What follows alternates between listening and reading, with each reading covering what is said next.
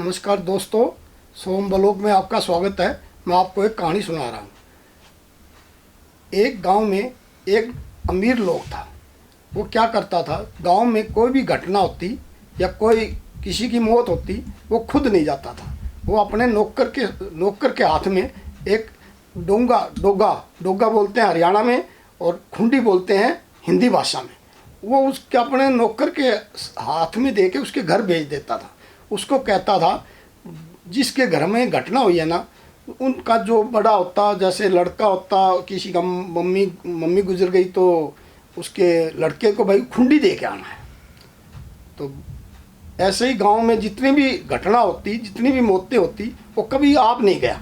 उसने अपने खुंडी, और जैसे खुंडी हम हिंदी में बोलते हैं, डोगा हरियाणा में बोलते हैं, वो भेज देता था अपने नौकर के हाथ। ऐसे चलते चलते बहुत दिन हो गए।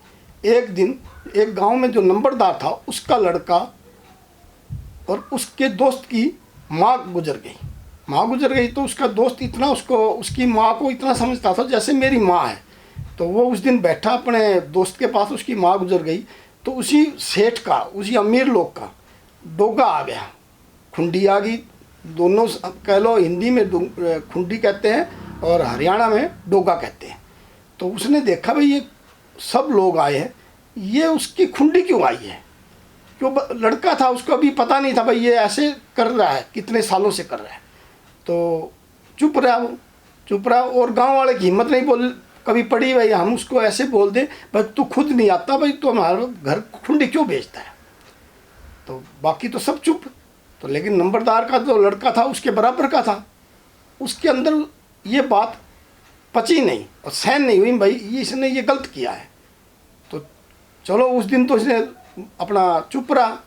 फिर जब चौथा आया तो चौथा वाले दिन भी उसी ने अपना डोगा और खुंडी अपने नौकर के हाथ में भेजी थी। जैसे हरियाणा में डोगा कह देते हैं, हिंदी में खुंडी कह देता है। तो उसने फिर भेज दिया अपने नौकर के हाथ। उस लड़के ने फिर देखा, उसके नंबरदार के दोस्त ने, लड़के ने, जो उसका दोस्त था भाई, फिर उसने यही भेज दी। फिर उसको बहुत दुख लगा, फिर भी वो चुप रहा। चलो ठीक है। तो कुछ दिन के बाद उनके दिन हुए 13वें दिन भी उस अमीर लोग ने क्या किया, वही अपने नौकर के हाथ में खुंडी फिर भेज दी। और डोगा हरियाणा में कह देते हैं, खुंडी हिंदी में कह देते हैं। तो उसने फिर भेज दी। तो नंबरदार के लड़के को तो बहुत ही गुस्सा आया, भाई ये तो खुद आ ही नहीं रही, एक डोगा भेज देता है, खुंडी भेज देता है, तो इसका अपना ये सोचता मेरा तो जाना हो गया। तो उस दिन भी चुप रहा। तो उनका वो हो गया टाइम पास, दिन हो गए। दिन होने के बाद वो घर आया, अपने पिताजी को, अपने पापा को कहने लगा, पापा जी मैं आपसे एक बात पूछता हूँ। बोले बोल बेटे। बोले ये जो अमीर है अपने गांव के अंदर, ये एक खुंडी भेजता है या डोगा भेजता है, खुंडी भेजता है, आप खुद क्यों नहीं आता?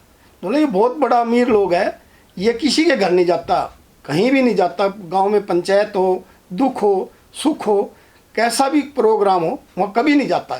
जो भी जाता है इसके घर ही जाता है। इसको लोग इसके घर जाते हैं, ये किसी के घर नहीं जाता, ये बहुत बड़ा अमीर लोग हैं। ठीक है। तो ये सुन के उसने मन में बैठ गया। सारा दिन अपना जब भी सोता तो उसके दिमाग में ये बात घूमती रही, भाई ये तो इसको तो शिक्षा देनी पड़ेगी, इस अमीर लोग को शिक्षा देनी पड़ेगी, कैसे दूँ? वो सोचता एक दिन वो अपना नदी के किनारे पे बैठ के सोचने लग गया। उसके दिमाग में पता क्या आया, ऐसा आया, मैं पूरे गांव को इकट्ठा करता हूँ। तो घर आ गया, उसने पिताजी को बोला मैं पूरे गांव को इकट्ठा करूँगा। वो बोला इकट्ठा करते हैं, मैं चौकीदार को भेज देता हूँ। नहीं चौकीदार नहीं, मैं खुद जाऊँगा चौकीदार बन के। वो सबके घर, एक घर में, जितने गांव में घर थे, एक घर में खुद जाके बोला फलानी चौपाल के अंदर आपने इस टाइम पहुंचना है। तो टाइम रख दिया, दिन रख दिया, तो लोग उसके टाइम पे और दिन के हिसाब से पहुंच गए। तो वो बीच में उसका जो पापा था नंबरदार, वो भी बैठ गया। तो बोल भाई तूने किस लिए बुलाया पंचायत को, गांव को किस लिए इकट्ठा किया है? मतलब भाई मैं हाथ जोड़ के इसलिए कर रहा हूँ, मैंने गांव को इसलिए इकट्ठा किया है, गांव में सबकी घटना के अंदर उसने खुंडी या डोगा भेजा है नौकर का।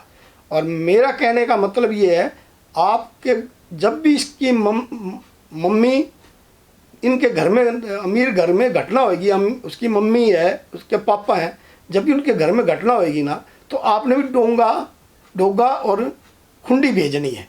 और किसी के घर में नौकर नहीं है तो वो फलानी जगह नंबरदार के घर पहुंचाए, हम उसको उसके घर अपने नौकर के हाथ उसके घर में पहुंचाएंगे। और जो खुद जिसके घर नौकर है वो खुद खुंडी और डोगा पहुंचाए, खुद नहीं जाए। तो गांव वालों को तो बहुत खुशी हुई, भाई ये तो बात उसने लड़के ने बहुत अच्छी कह दी, भाई हम तो इसके आगे बोलते भी नहीं थे, ना ऐसा हुआ ना हमने ये सोचा। तो कुछ दिन के बाद जो अमीर था ना, उसकी मम्मी गुजर गई। तो लोगों ने तो पहले उसने कह रखा था, लोगों ने तो वो किया, जिसके पास नौकर था उसने उसके हाथ से खुंडी उसके घर पहुंचा दी, और जिनके पास नौकर नहीं था उसने नंबरदार के घर पहुंचा दी। नंबरदार ने क्या किया, 10-10 खुंडियाँ बना के उसके घर पहुंचा दी, उनको बता दिया फलाने फलाने घर की ये खुंडी है। तो अमीर घर में इधर से मौत हुई पड़ी, इधर से खुंडियों का ढेर लगा पड़ा। तो अमीर लोग से कहने लगा, भाई आदमी तो कोई नहीं आया, सारी खुंडी आई हैं, और कंधा देने के लिए 4 आदमी चाहिए। अब 4, पहले तो फ़ोन भी नहीं होते, तो रिश्तेदार आ जाएं और कोई आ जाए, और 4 आदमी उसके घर नहीं है कंधा देने के लिए। भाई मैं अपनी मम्मी को कैसे करूं? अब सोचने लग गया तो इधर से पंडित जी उसके घर बैठे थे, वो बोला, भाई तूने जो टाइम दे रखा था वो टाइम हो गया, अब इसको ले चलो और अपना करो। तो जो अमीर था वो बोला, इसका टाइम तो तू कैंसिल करो इसको टाइम को। वो उठ के नंबरदार के पास गया। उसने नंबरदार को बोला, भाई नंबरदार जी मैं हाथ जोड़ के एक प्रार्थना करता हूँ और मेरे को माफ़ करना, एक बार तुम गांव इकट्ठा करते हैं, तो मैं गांव के सामने हाथ जोड़ के माफ़ी मांगना चाहता हूँ। तो नंबरदार ने चौकीदार को बुलाया, चौकीदार ने गांव को इकट्ठा कर दिया। तो सब गांव वाले इकट्ठा हो गए। तो उसने इकट्ठा सारा गांव हुआ ना, उसने अपनी जो सिर की पगड़ी थी वो गांव के पैरों में रख दी।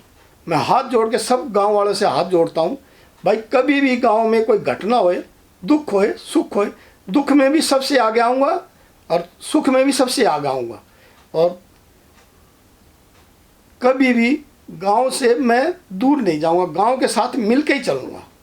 और मेरा कहने का मतलब ये है, कोई भी अपना पैसे का, पावर का फायदा उठाना चाहे, ये मत उठाओ। गांव के साथ मिल के रहो, जहाँ भी रहना है वहाँ मिल के रहो, पड़ोस में, साथ में, शहर में है तो कानूनी मोहल्ला जो भी है जिसको बोलते हैं उसके साथ मिल के रहो। चाहे वो कितना भी अमीर हो जाए, कितना भी पावरफुल हो जाए, तो सबके साथ मिल के रहने में अच्छा है। ऐसी कहानियाँ मैं सुनाता रहूँगा, मेरे चैनल को फॉलो करो।